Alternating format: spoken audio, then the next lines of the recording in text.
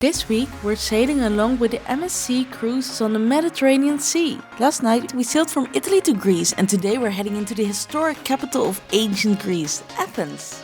So let's hop off the boat and delve into the ancient past of this beautiful country.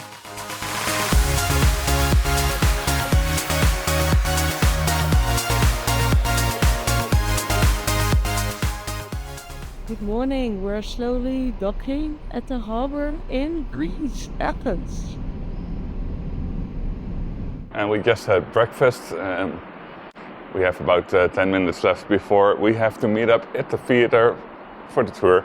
We booked a tour through the cruise company to go to the Acropolis and the Acropolis Museum and the neighborhood next to it called Plaka. All right, we're on our way, we're off the ship. They check the cruise card and then they check if you're the same person that's on the picture. And we're going on the bus.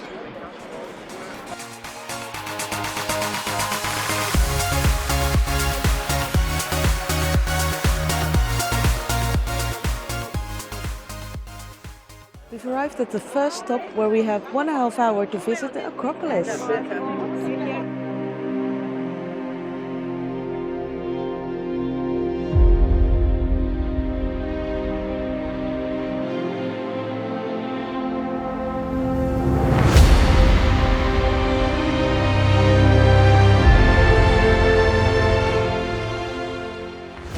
It's so beautiful here.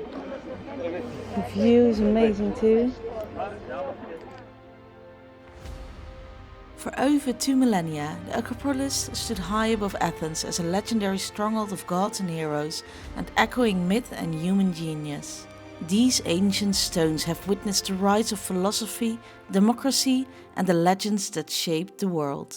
Today, we climb to the heart of the ancient Greece to walk in the footsteps of philosophers, warriors, and gods. Welcome to the Acropolis.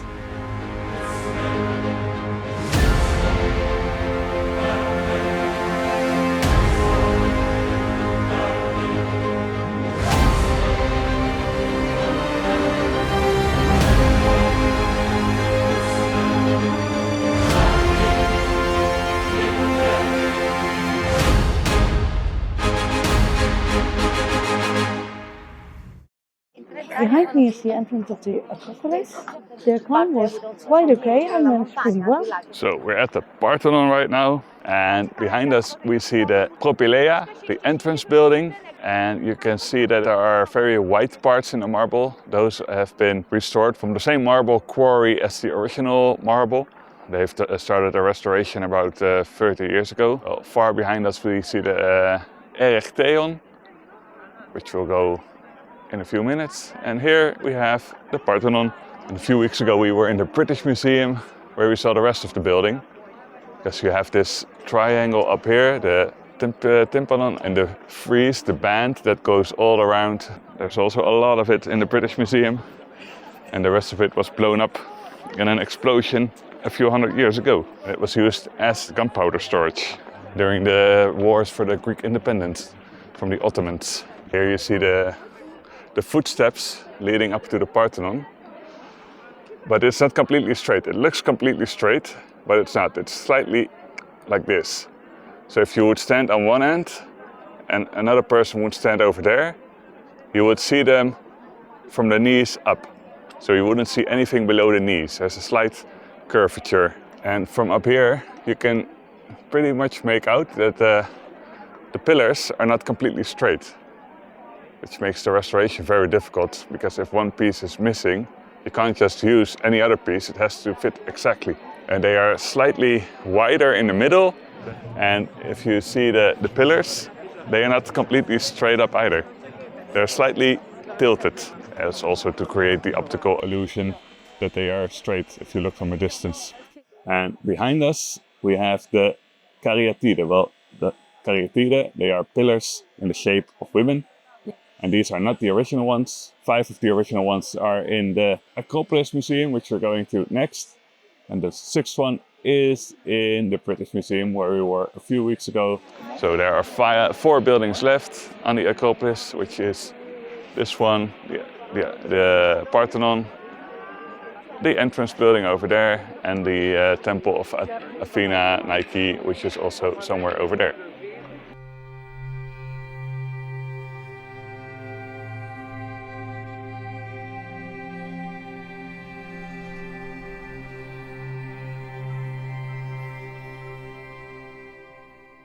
Okay, now we've seen the Parthenon and the Acropolis, but if you want to see the Acropolis, there are 3 places you have to go to.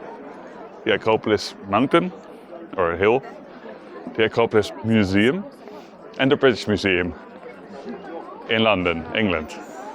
And now we're on the way to the museum.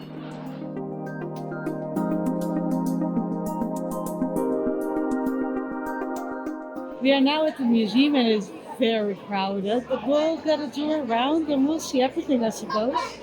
Opened in 2009, the Acropolis Museum is a modern glass and concrete building created to preserve and display many significant artifacts from the Acropolis. When entering the building, make sure to look beneath your feet through the museum's glass floors, where you can actually see the remains of the ancient neighborhood, complete with homes, workshops and mosaics frozen in time.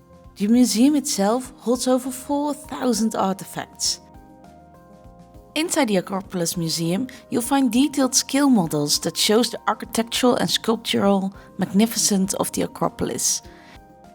There are also miniature reconstructions showing exactly what the sculptures on the Parthenon looked like, helping you visualize the myths and figures that once decorated the temple. At the top floor, the Parthenon gallery lines up perfectly with the real Parthenon outside, giving you a direct visual link to history.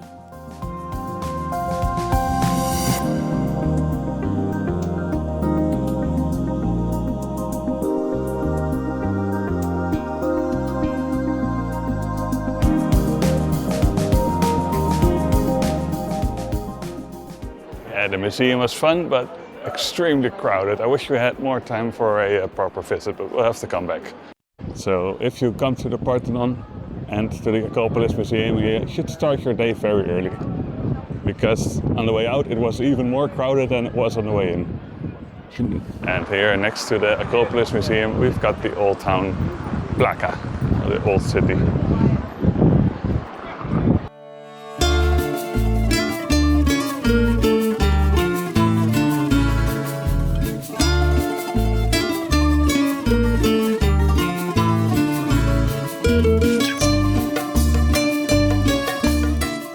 One thing we couldn't skip on was a quick lunch.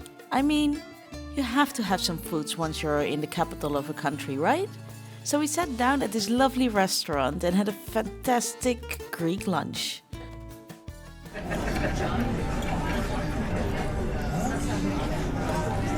Super good. We had a nice Greek lunch, but since we only had 1 hour of free time during our tour, it was all a bit rushed. Very tasty souvlaki and gyros and moussaka. And now we're making our way back to the bus. But we really liked it here in Athens, and we'll definitely come back here some other time, hopefully with more time. We hopped on the bus and enjoyed the views on the way back to the ship thoroughly, even though it was just a short ride back. We finished the tour for today. Athens was really cool. I would really love to go back and see, for example, the gardens that are supposedly very beautiful. And the stadium. Yep. We had a good look at the history, so it was really fun. And now we're gonna go back on the ship. When returning, there was a quick bag check and there was a little store, just like at an airport. And now we're allowed to go back on the ship.